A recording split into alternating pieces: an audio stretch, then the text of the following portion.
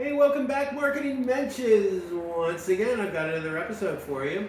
This time I want to talk about writing effective content, strengthening your keywords with the content, and there's a formula to it.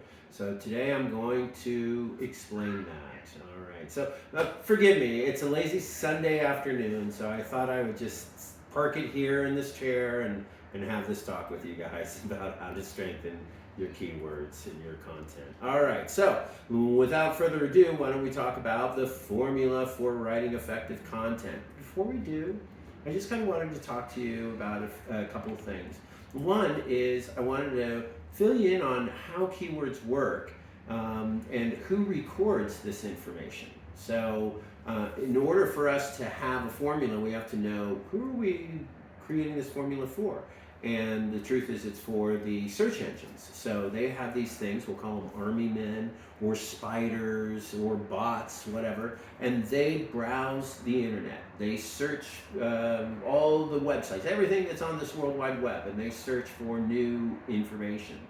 And so they take what they've learned and then they go back to the mothership, let's call it Google, and then they say, okay, well, here, this is what I see. Darren's done another episode of Marketing Mensch on his website, so it updates, right? And so the best thing that we can do for ourselves is tell the browsers and these bots exactly what the page is about, exactly what your content's about. The clearer that we are with doing this, the better off you are going to be funneling over the right traffic to your website. So I just wanted to give you a little background about these keywords, key phrases, who collects this information, how does it all work? So I'll have more episodes that'll go more in depth about it, but I just wanted to give you an overview. So we're thinking about bots right now. When we are talking about this formula, the formula has to do with the search engines and making sure that we are following the rules of the road. So, did you know that bots will stop scanning your website if you don't continue updating it? Now, that doesn't mean that they'll never come back, but it does mean that we kind of want to make changes to our website. We don't want to like obsess with the website, but we have to understand what is our industry. So there's some industries that you may be having to update your website. I don't know if you're a movie theater or something once a week or maybe every day. Who knows? But if you're the average business and you have a business like a brochure website, probably once a month. But just you want to check also to see if there's any trends or any changes in your audience before and if there is, then go ahead and update your content right then and there. All right, so here's a couple of things. Now, there's keyword mythbusters that I just wanted to go over with you. I did a bonus episode in my previous keywords versus key phrases segment, but here's a couple more mythbusters, and I thought it was appropriate to include them here. So, with this mythbuster, I'm asking, you should always leave your alt tag information to your images, alt field blank. That's that alternative text field that you usually find in your media library. And because if we leave it blank, then it will, if we fill it in, then it will distract search engines from really recognizing our keyword on the page. And is that true or is that false? And the truth is, it is false. We definitely want to have a relevant image that supports our key phrase.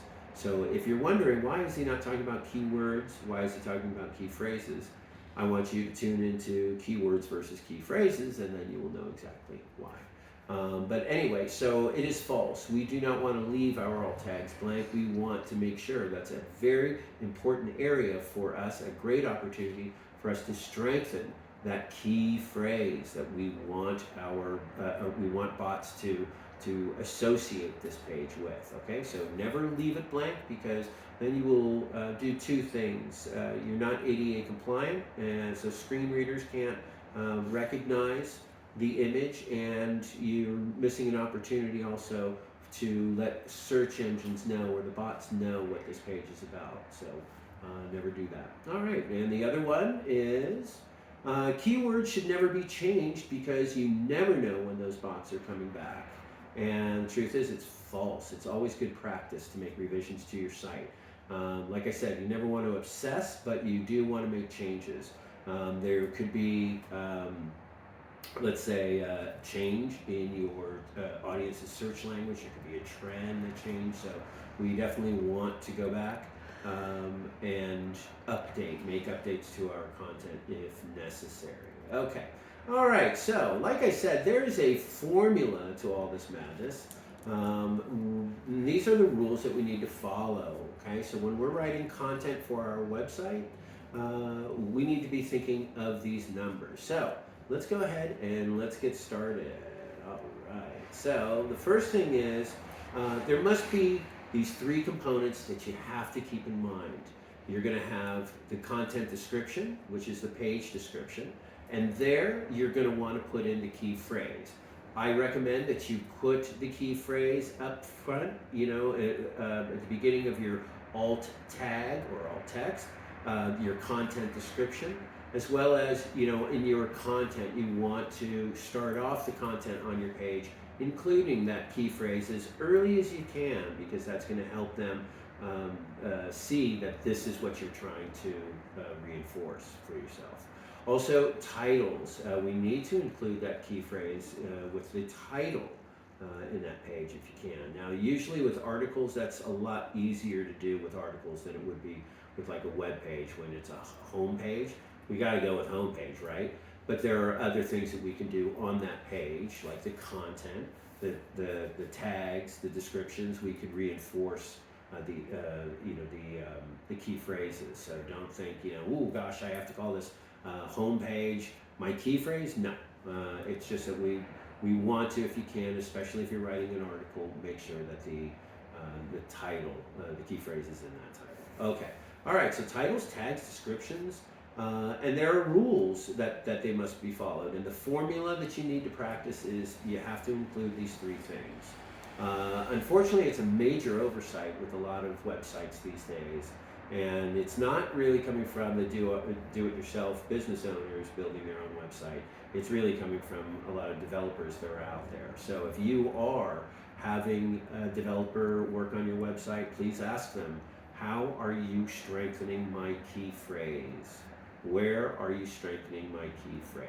And they should be saying, in your titles, tags, descriptions, and also in your content. They should have this formula ingrained in their head, because this is what we have to follow these days in order to have good success with drawing the right traffic over to the website. All right, so like I said, you want to make sure that your developer or your platform gives you access to these three areas, or they know about these three areas, okay? But sometimes what happens is people will have a website built for them and then they have limited access to the back end. So if you are having a developer develop your website for you, make sure that you have access to update these areas, these SEO areas, to the back end of your website, okay? All right, so let's talk about the first formula, 300. What is 300? 300 is the main content. So what you're writing on the main part of the page. Truth is, if you don't have at least 300 words on that page, search engine bots aren't really going to pay attention to you. And you can't use really bullet points. That's too scaly. They're not looking for bullet points. They're looking for complete sentences. So when you're writing your page, you'll see that it's very easy to write more than 300 words. But what I want you to consider is you write as much as you need to. But what you want to make sure of is that your web page, if it has a lot of information, that you are breaking it up into blocks of text. And so it's easy for that person who's visiting that page to scan that page and find that block of text, that area that they want to go to. You make it easy for them, you're going to increase the engagement rate to people who are going to your website. So very important thing. You can write a lot of text, just break it up into blocks so it just looks more inviting. It doesn't look overwhelming. Okay, so 300, and then it's a good way, it's easy to read and understand. You want to make sure that content is not filled with technical jargon and acronyms and a lot of like industry-specific language. So make sure that you are talking, like I like to say, talking conversation, as if someone came up to you at a cocktail party and asked you, hey, what do you do? You know, try that approach. They are looking for that humanistic conversational approach. So ease of reading, you actually get a score on that. And then it's where you need to at least include that key phrase of focus 3 times on that page. So within that content. Now that doesn't mean just in that one block of text. It means that anywhere on this page. So if you have a lot of content, so you can include that key phrase here in this block or down here in this block, but you want to make sure that you're including it at least 3 to 4 times, okay? And then include the key phrase also in your headers and subheaders.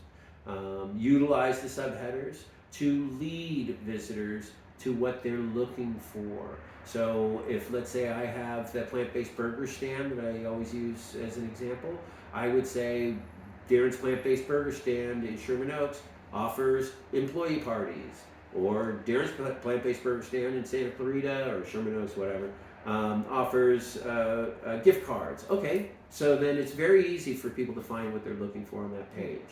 Okay, so definitely make sure that you use those headers, those subheaders, to help get people where you need them to go. Okay, and then provide internal and external links in these in your content.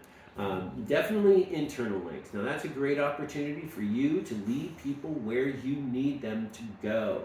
So an external link could be like if you, let's say, have a LinkedIn profile page and you want to link them, so that's an external link. You can do that, but you definitely want to have at least 3 internal links, and that's good for you because that is our way of leading people to the pages that we need them to go to. Okay, so please keep that in mind. That's a very important planning stage, is where are you going to lead your people to, from what page onto the next. Okay, and then create a key phrase focus map for each page. You want to keep your content focused on one phrase, okay? Gone are the days where we're using multiple keywords to represent the website. It's one key phrase per essential page of your website, okay? So if your developer's saying, give me 50 keywords, and I'll put all these general keywords, associate those words to your site, it's gonna do you no good. We take a key phrase, and we reinforce that. One key phrase, we reinforce it on this page. Again, this is the formula where we do it. 160 is going to be your page description. And that's how many characters, not words now. I'm talking characters, so each keystroke. You have 160 characters. Make sure that your page description is relevant to the actual page and the content. So in other words, you can't be saying, if you click on this link, there's a 2024 Maserati waiting just for you. And there isn't, well, then the bots are going to compare like what the page description is and what the contents are on that page, and then they'll obviously see that you're misleading people and your ranking, your visibility, your credibility, and everything that we're working so hard to create for you would be down the tube. So we don't want to do that, right? Okay, keep it relevant. And what's fun about a page description is where you can sound like a commercial, you can sound energetic, you know. The more energetic, the more infectious you are, right? So what's the goal? We're trying to get them to click on that link. So share the excitement, you know? All right, so also leaving it blank. What happens if we leave the page description blank? A lot of people ask me that. It's not the best thing. It's not going to directly hurt you with your optimization. It's going to get you, though, in the sense where people are going to go to your website and then they'll realize, wait, that is what I was looking for, and then they bounce out quickly, right? So we don't want that. We could have had a good page description selling the sizzle of that page and bringing over the right people. Now, the other thing that disservice we do to ourselves without a page description is you leave it open to interpretation for those bots to just say, I think, because there isn't really enough content, and Darren's not using all these key areas he needs to for me to understand what the focus is. They go back to the mothership and they just say, I think the page is this, So we don't want to do that. That's why we don't want to leave this blank, okay? So search engines will penalize you, like I said, for misleading information. So please do not embellish. You can energize, that's fine. You can share the excitement, but do not embellish, okay? Now, if you're using WordPress, there are plugins that can help you with this content writing and reminding you where you need to put the key phrase focus and all that stuff. Whether it's Rank Math, All-in-One SEO, Yoast SEO, I mean, those are just a few. Great stuff. Now, if you're using another platform, see what your platform offers. If it's Shopify, I know Yoast SEO just joined up with them not too long ago. But Weebly, Wix, Squarespace, I don't think they provide those types of plugins, but certainly find out and do your homework, because if you need these tools, then that should be part of your, when you base your decision on what platform to go to. Also, the alt tags. Let's talk about that again. That's that alternative text field. That's that thing that describes it describes the image, right? Because a bot doesn't know what an image is, nor does a screen reader. So we need to tell that bot or that screen reader what it's about. Now, hopefully, you're using a relevant image. What do I mean by that? Well, if I had my plant-based burger stand in Sherman Oaks, and that's my focus on the key phrase, or on the homepage, my image would probably be an interior shot of Darren's plant-based burger stand in Sherman Oaks, right? So that's a relevant image, perfect to go with my key phrase, supporting my key phrase, because I could say, internal shot of Darren's plant-based burger stand in Sherman Oaks. So it's great. But just use your characters wisely. 140 is not very much. So when you plan out your key phrase focus for each page, also plan out what your images are going to be for that page. It's just as important, because we want to tell a story, right? If they scan the headers, they can find their information quickly. If they scan the images, they can still feel like, okay, I think this is where I want to be. You're helping them engage with your page, okay? So keep that in mind. All right, now you don't want to leave these blank. It's really not ideal. It's okay sometimes if you have to put in a irrelevant image. It's okay. Then you don't have to fill out the alternative text field. However, I don't encourage you to do this too often. Okay, so you want to make sure that those images are able to support the key phrase. Also, like I mentioned, it helps with search engines and screen readers recognize the image. And make sure that when you do describe the alt text, the image, that you are putting a hyphen or an underscore in between each word. Do not put spaces, and do not waste any valuable characters on image of. By default, a screen reader or a search engine bot is going to include image of. So if you did that, you're basically wasting important characters. And it's going to sound like image of Darren's plant-based burger stand. So leave out image of, okay? All right, and no acronyms, abbreviations, or poor grammar or punctuation when you do your alt tags. Create an image focus map, folks. I can't tell you how important the planning is. Don't start breaking ground and then you figure, I'll figure it out on the fly. It doesn't work out well that way, okay? So try to see things in its entirety before you even break ground. This is why all these maps are great, and they're not hard to put together at all. So also the SEO titles. Like I said, articles, it's a lot easier, but also if we can, like things like the Marketing Mensch, for example, I always include that in my title. But it should be relevant to the main content and also support the image. Try very hard to include that key phrase at the beginning of your title. And then also, if you go more than 60 characters on the title, don't sweat it. All you're going to get is a ... from that browser. Okay, so it's not the end of the world, but it's just following the rules of the road, right? The more we do that, the more that the search engines find your site to be very friendly. So remember the triangle: the title, image, main content can strengthen the keyword. Title, tags, descriptions. Okay. All right, and then also one other thing, to increase your catch net, you want to have synonyms.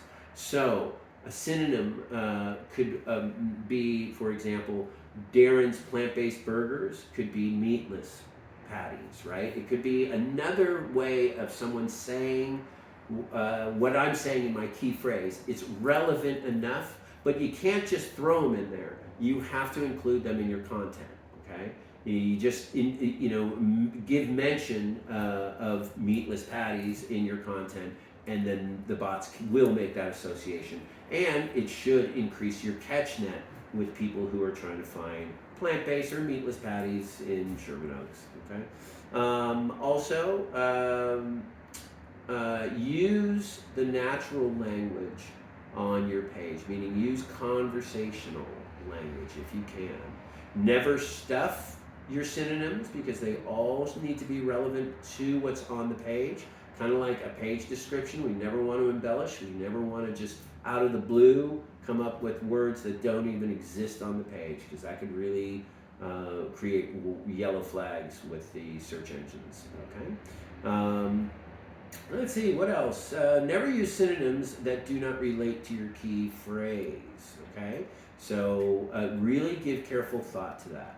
All right, well, that kind of brings us to the end here, and I want to thank you so much. I know I went a little long, but this is so important for you to know. And if you have any questions, by all means, please reach out to me.